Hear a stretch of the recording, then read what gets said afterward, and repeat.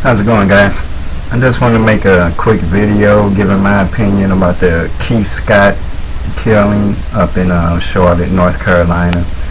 My opinion is based on Charlotte Police Department's dash cam, the video recording which was made by Keith Scott's wife, and some information that's on one of CNN's websites. Now, according to the website, Keith Scott was 43 years old, married, and had 7 children.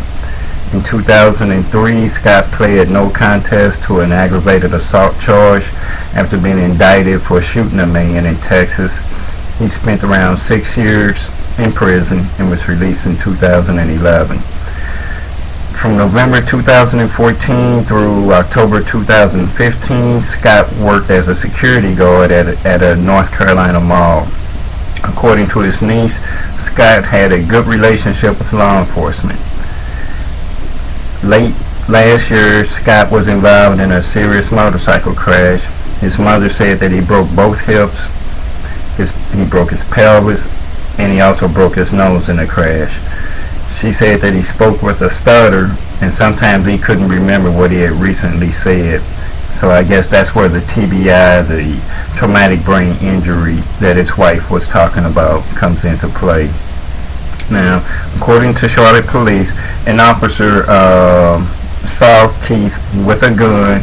He saw him exit his vehicle with a gun, and as Keith saw the officer approaching him, Keith got back into the vehicle, and he would not exit the vehicle again when the officers were asking him to come out.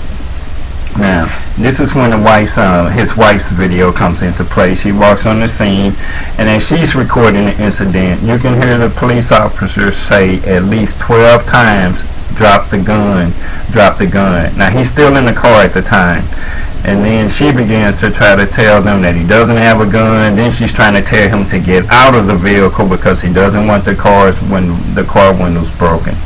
Now, by the time she arrived on the scene, Keith had been sitting in the vehicle for a long time, well, for quite a while, to think about what's going on. He knows he's a convicted felon. He knows he's not supposed to be in possession of a gun. In North Carolina, a convicted felon in possession of a gun, that's a Class G felony, which means you're looking at minimum 8 months, maximum 2 years in prison. There are people saying that Keith didn't want to exit the vehicle because he was afraid of the police. Now, this guy has been in prison for 6 years, plus he was a security guard, which means he's had a lot of experience with police. He's not going to be afraid of police. He might be afraid of going back to prison, or not wanting to go back to prison, I should say, but he's not going to be afraid of police. So this is my opinion, what I think happened. We have a 43-year-old man, a proud man. He's got a wife and 7 children that he can no longer provide for. He's a convicted felon, which means that his job opportunities were very limited once he got out of prison, depending on his job skills. Now, once you add in the injuries from the motorcycle accident, he was seriously injured, which means his job opportunities are almost zero. He's recently moved in with relatives, with his wife and his children, so we have at least 9 or 10 people, maybe more, living in an apartment. That's a high-stress environment. His wife comes across as being very, I don't even know the word. She's just like very domineering. She just comes across as being very domineering, bitchy on her video.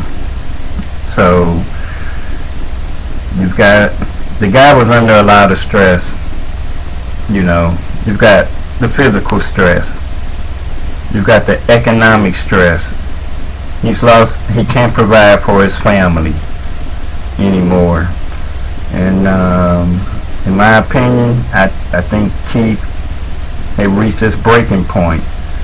I think by the time that he decided to exit his vehicle, would not raise his hands, would not drop the gun if he had a gun, I think he had decided to commit suicide by cop. That's my opinion. Alright, have a nice evening, folks. Talk to you later.